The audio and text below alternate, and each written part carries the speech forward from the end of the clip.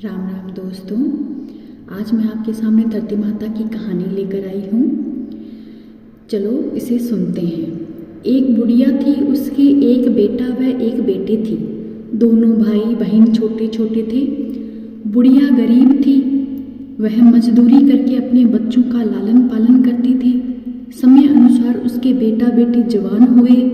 उसने अपने बेटे को बुलाकर कहा, बेटे देख, तेरी बहन बड़ी हो गई है, कोई अच्छा सा घर वर देखकर उसकी शादी कर दे।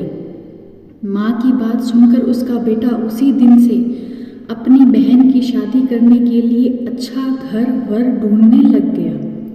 संयोगवश उसकी माता की मृत्यु हो गई। वह थक हार कर घर पर ही बैठ गया। एक दिन उसने बैठे बैठे सोचा कि मैं ही इससे शादी कर लूं तो कोई घर वर ढूंढने की जरूरत नहीं है। यह सोचकर वह शादी की तैयारी करने लग गया और शादी का सब सामान बाजार से लाकर घर पर रख दिया। बहन ने आकर पूछा, भैया यह तुम क्या कर रहे हो? उसने कहा, तेरी शादी है। बहन यह सुनकर अचंभित हो गई। मेरी सगाई नहीं हुई, ये शादी किससे कर रहा है? उसने भाई से पूछा, लेकिन कोई जवाब नहीं पाकर आसपास पड़ोस में पूछा तो पता चला कि तेरा भाई ही तुझसे शादी कर रहा है।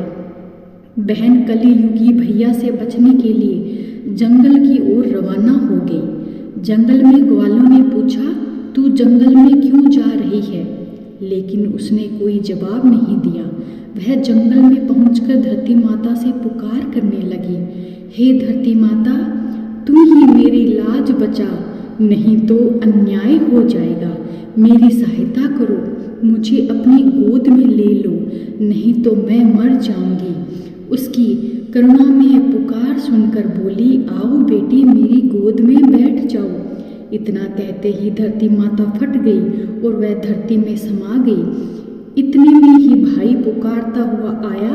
उसने बहन को आवाज लगाई, ठहरो बहन, ठहरो बहन, लेकिन वह धरती में समा गई। थोड़े बाल बाहर दिख रहे थे। उसने भागकर बहन के बाल पकड़ लिए और रोते हुए कहने लगा, मेरी बहन, तू अपनी सत के लिए धरती माँ में समा गई। मेरी बुद्धि भ्रष्ट हो गई थी। माँ को दिए वचन को मैं निभा नहीं सका, उसके लिए माफ़ी चाहता हूँ, मुझे माफ़ कर दे। लेकिन धरती माता ने उसकी बहन को अपने में ही समा लिया। जो बाल बाहर थे वे ध्रुव यानी दुर्वा हो गई। जो औरतें कहानी कहती और सुनती है, वो लोटा, चप्पल, चुनरी व एक बर्तन में हरे मूंग, एक लड्डू कुंवारी कन्या को देगी। उसकी धरती माता हर मनोकामना पूर्ण करेगी। जय श्री राम।